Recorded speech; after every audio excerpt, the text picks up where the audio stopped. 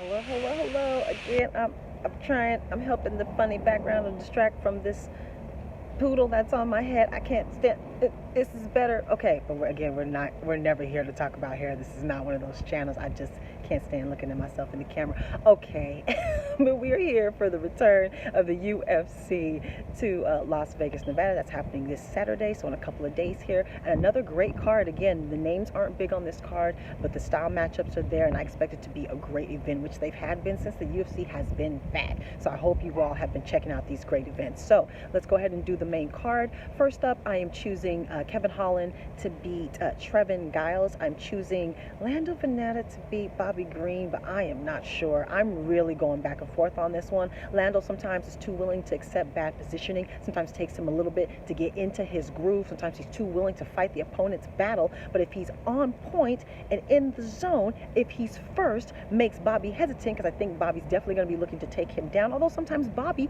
you can bait him into a stand-up battle, of which I think Lando has more tools. Bobby has gotten better lately. It seems like he might have turned the corner with his wrestling. This is a really close fight. It's a really close fight. I feel like Lando's more dynamic. He does have good takedown defense, but again, he is inconsistent.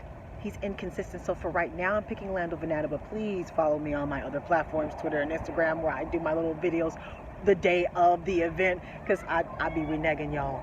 I be reneging. And this one is too close to call. But for right now, Lando Venata. Next up, I'm having a hard time with this as well. We're seeing Vicente Luque take on Randy Brown. Randy Brown with the boxing base. He has a submission game, as he has proven as well. He's developed his wrestling, and he's on a sneaky little 4-fight winning streak that I didn't realize he was on. He has some names on there, Barberina, Alves. So he's earned this fight. He has earned this fight with Vicente Luque. I think this is going to possibly be fight of the night. I definitely think they're going to go at it. It could go all 3 rounds or could end at any moment. Vicente Luque, of course, he has that Muay Thai along with that Brazilian Jiu-Jitsu and that all-around willingness to just get in your face and fight. He is willing to take some to give out a lot more. He's much harder to put away than you think, and he's one of those fighters who he can be losing the entire fight and then knock you out in the last minute. He has so many comeback victories. Super exciting. Again, I'm actually really excited for this fight.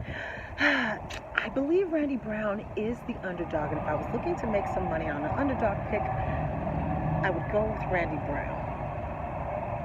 They haven't fought in the same amount of time. I need to look at the training. Randy Brown is bigger.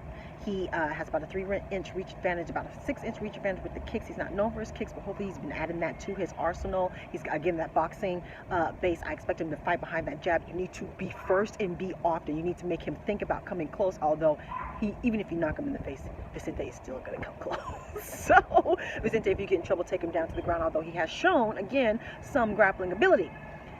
I'm going to take the risk on Randy Brown.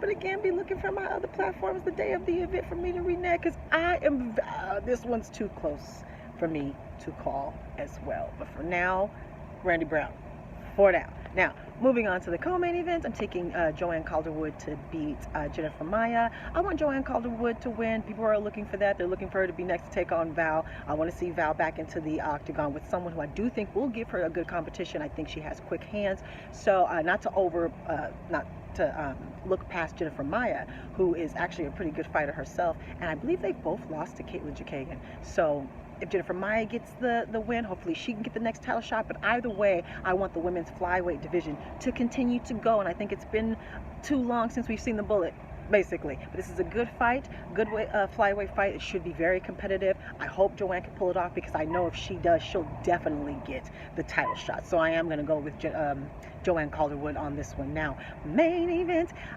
So I'm going back and forth on this one. I believe they're ranked like 7th and 8th. Number 7th ranked Derek Brunson against the number 8th ranked Edmen Shabazyan. Edmen Shabazyan. He is one of those new school, train at kind of all of the forms at the same time type of fighter. He's only 22 years old. He actually fights up in here in Glendale, kind of near me, here in Los Angeles. And he, I believe, is from the tutelage of Ronda Rousey. That is one of his mentors. Edmen is actually his main coach. So we'll see. He is supposed to be this protege. He's on a roll, of course. Again, 11-0. He is undefeated. He's getting this main event spot. How will he do? He is an inch taller than Derek Brunson. However, Derek Brunson has a 3-inch reach advantage with hands. So I thought that was interesting. Now, Derek Brunson, of course, is coming off of a win, but he's kind of spotty. And as he has said, I want to prove that I'm not the gatekeeper that everybody thinks that I am. I do believe he has more punching power, but the gas tank I would put in favor of Edmen. So, Derek, have you fixed that? This is a 5-round fight, and I do expect that it probably will get out of 3 unless you do catch him with a shot. Again, I believe Brunson has more punching power, but so does Edmen. This is the middleweight division here, so everybody has knockout power in the middleweight division. So Edmen's more cumulative damage. I expect him to be a little bit more well-rounded, although Derek Brunson has a wrestling base. Who's going to be physically more powerful, stronger? I think that kind of remains to be seen. Who's going to be faster with the hands on the feet? I think that also remains to be seen. So Derek has fought a higher level of competition. I do believe he will have a little bit more wily veterans tricks. Will he take his O? I say yes.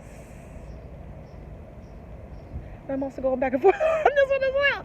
Y'all, like, every single fight here is almost too close to call, which makes for an incredible event. So I'm super excited that I'm having such a hard time pick on all of these fights, but those are my picks for now. Derek Brunson for now.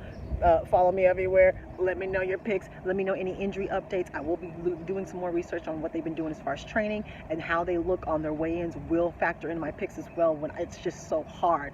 A lot of toss-ups here, and I'm super excited for it. So again, let me know all of your picks, any injury updates, any extra information you guys can give to me to help me on my picks as well. Subscribe or follow me on Facebook, Twitter, and Instagram, where I might be reneging on the day of the event.